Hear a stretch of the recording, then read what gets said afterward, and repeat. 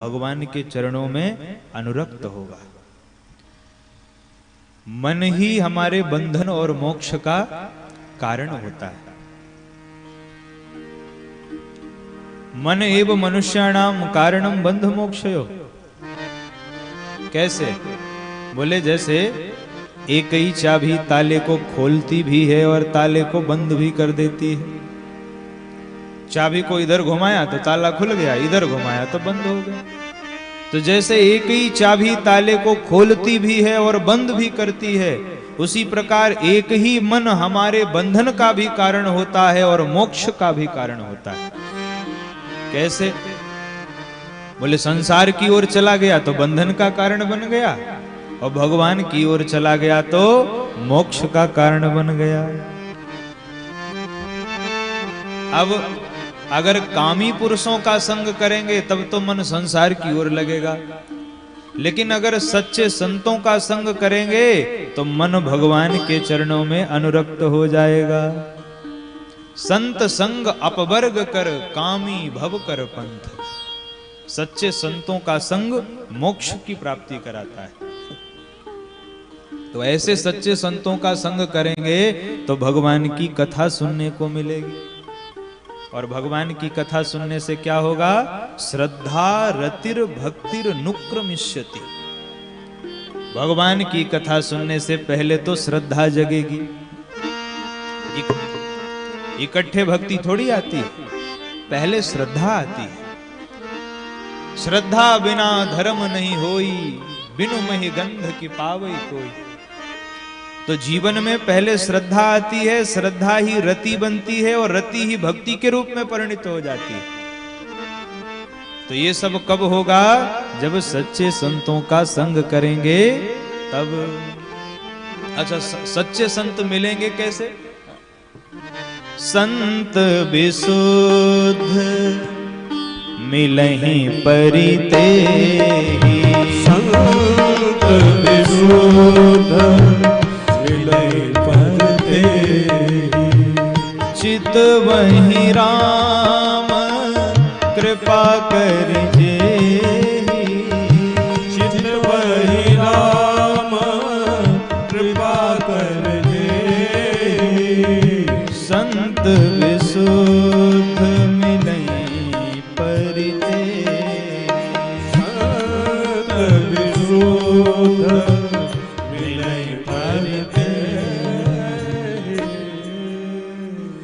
विशुद्ध संत किसे मिलते हैं? देखिए यहाँ गोस्वामी जी ने एक विशेषण लगाया है, विशुद्ध संत। संत विशुद्ध, इसका मतलब अशुद्ध भी होते होंगे तब तो विशुद्ध लिखा। तो अशुद्ध संत तो कैसे भी मिल सकते हैं जो केवल वेश बना के घूमते हैं, पर विशुद्ध संत उसी को मिलते हैं जिसके ऊपर भगवान राम की कृपा होती है। महाराज, राम की कृपा हो तो विशुद्ध संत मिलते हैं। और विशुद्ध संत अगर जीवन में आ गए तो संत के आने से भगवान की कथा मिलेगी, और कथा सुनने से पहले श्रद्धा होगी, फिर रति होगी, और फिर हमारे भीतर भगवान की भक्ति जागृत हो जाएगी। देवहूति जी से भगवान कपिल ध्यान योग का वर्णन करते हैं, अष्टांग योग का वर्णन करते हैं।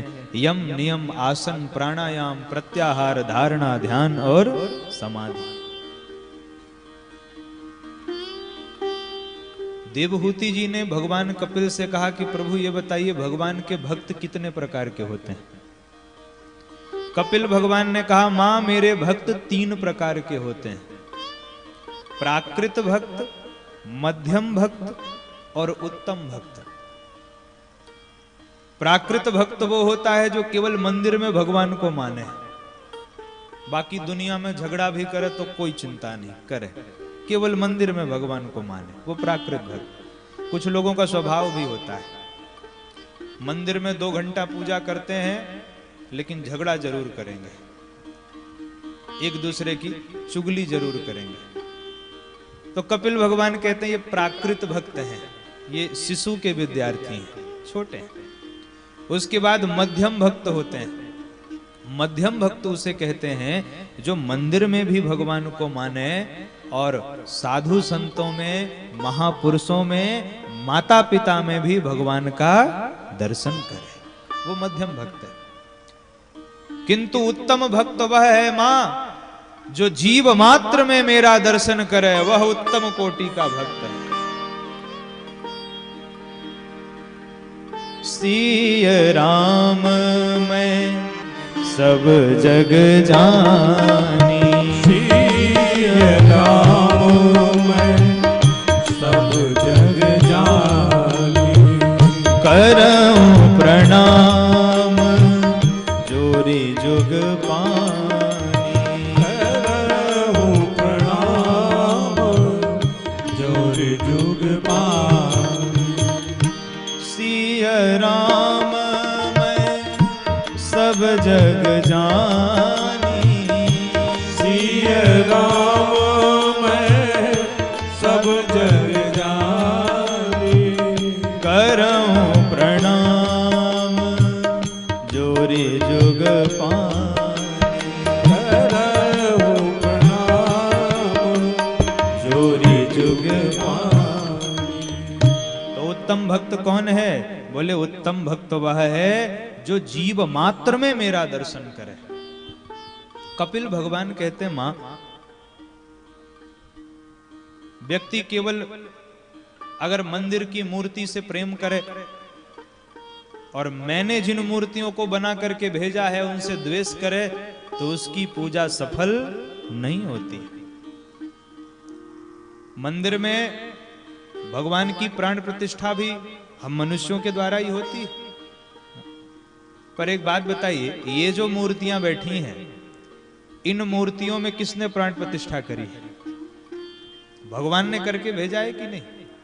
तो हम अपने द्वारा बनाई गई मूर्ति से प्रेम करें जिसमें प्राण प्रतिष्ठा भी हमने करी, और भगवान के द्वारा बनाई गई मूर्तियों से द्वेष करें जिसमें प्राण प्रतिष्ठा भगवान ने ही करके भेजी है।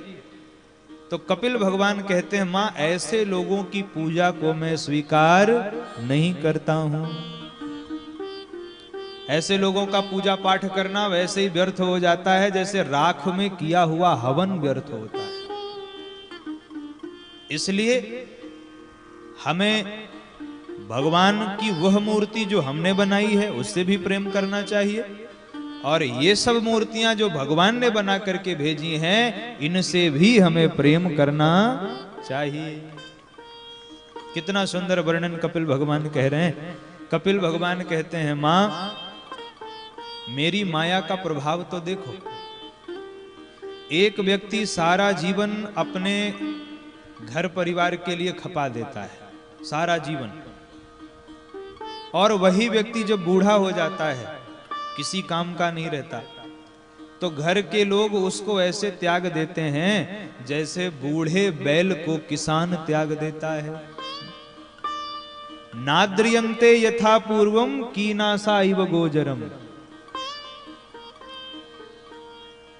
को किसी काम का नहीं रहा तो छोड़ दिया, पर फिर भी उसकी अपने घर परिवार से आसक्ति नहीं टूटती है। मरने के बाद नरक में जाता है, और नरक में जब खूब दंड मिलता है, शुद्ध बुद्ध मुक्त होता है, पुनः संसार में आता है, तो मां के गर्भ में आने के बाद जीव भगवान से कहता है, ठाकुर जी एक बार हमको जगत में भेज दीजिए, हम कभी पाप नहीं करेंगे, हम सदा आपका स्मरण करेंगे।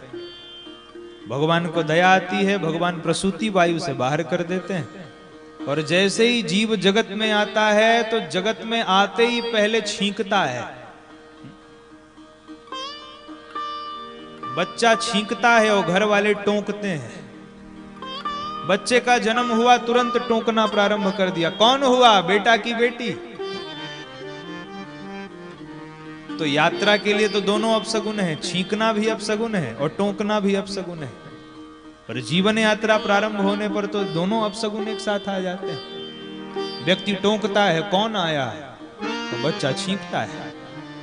अब जैसे जैसे वो बच्चा बड़ा होता है वैसे वैसे वह माया की गिरफ्त में आता चला जाता है। पुनरपि जननम पुनरपि मरणम पुनरपि जननी जठरे शयनम। वही चक्र जो अनादि कालों से चला आ रहा है वही फिर चलता रहता है। कपिल भगवान कहते हैं मां मेरी माया का बल देखो। व्यक्ति लाख प्रयास करे फिर भी उससे बच नहीं पाता है। अच्छा, भगवान की माया से बचना है तो क्या करें? गीता में भगवान ने कहा है दैवी ह्योषा गुणमयी मम माया दुरत्यया और मामेव ये प्रपद्यन्ते माया मेताम तरन्तिते। जो मेरे प्रपन्न हो जाते हैं वो माया से मुक्त हो जाते हैं। इस प्रकार भगवान कपिल ने अपनी मां देवहूति जी को बड़ा सुंदर उपदेश दिया। देवहूति जी इस प्रवचन को सुन के इतनी पुलकित हो गईं। देवहूति जी ने कहा प्रभु मैंने आपके पूरे प्रवचन का एक ही सार निकाला है और वो सार यह है कि कोई पापी से पापी व्यक्ति भी अगर आपके नाम का आश्रय लेगा तो वह इस भव सागर को पार कर जाएगा, इसमें कोई संदेह नहीं है। कोई व्यक्ति अहो बत स्वपचोतो गरीयान यज्जिह्वाग्रे वर्तते नाम तुभ्यम। कोई स्वपच भी है, वह भी अगर आपके नाम का आश्रय लेगा तो वह भी भव सागर को पार कर जाएगा। देवहूति जी कहती हैं प्रभु आपके नाम का आश्रय अगर कोई ले तो वो इस भव सागर को पार कर जाएगा। देवी देवहूति जी का शरीर सरिता में परिणित हो गया और भगवान कपिल गंगा सागर चले गए। आज भी मकर संक्रांति के दिन भगवान कपिल गंगा सागर में भक्तों को दर्शन देते हैं, ऐसी भक्तों की मान्यता है।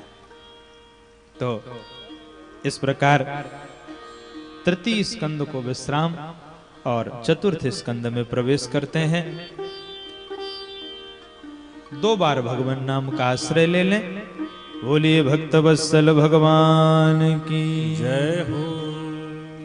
श्री कृष्ण गोविंद हरे मुरारे, हे नाथ नारायण वासुदेव। कृष्ण गोविंद हरे मुरारे, हे नाथ नारायण वासुदेव। श्री कृष्ण गोविंद हरे मुरारे, हे नाथ नारायण वासुदेव। श्री कृष्ण गोविंद हरे मुरारे, हे नाथ नारायण वासुदेव। हे नाथ नारायण वासुदेव। हे नाथ नारायण वासुदेव। हे लक्ष्मी नारायण वासुदेव। हे लक्ष्मी नारायण वासुदेव। श्री कृष्ण गोविंद हरे मुरारे, हे नाथ नारायण वासुदेव। श्री कृष्ण गोविंद हरे मुरारे, हे नाथ नारायण वासुदेव।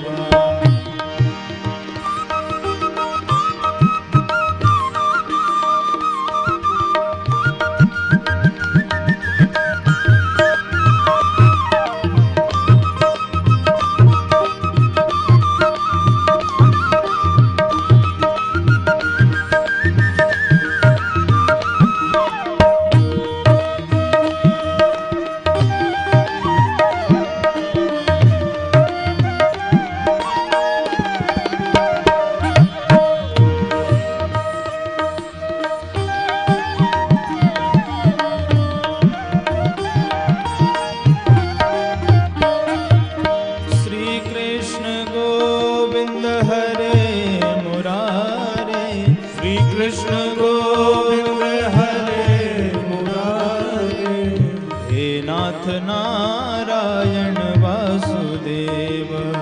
हे नाथ नारायण वासुदेव। श्री कृष्ण गोविंद हरे मुरारे, हे नाथ नारायण वासुदेव।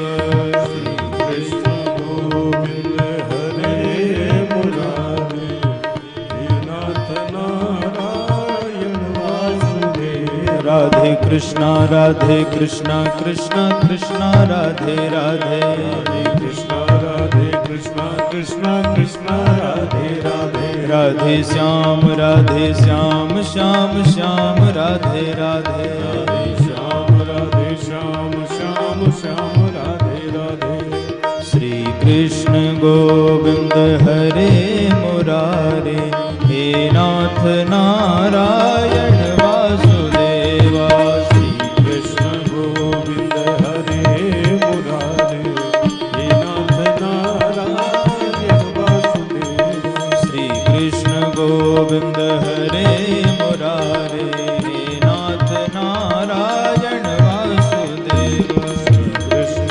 गोविंद हरे मुरारे हे नाथ नारायण वासुदेव बोले भक्त वत्सल भगवान की जय हो वृंदावन बिहारी लाल की जय हो चतुर्थ स्कंद में प्रवेश करते हैं। आकुति, देवहूति और प्रसूति।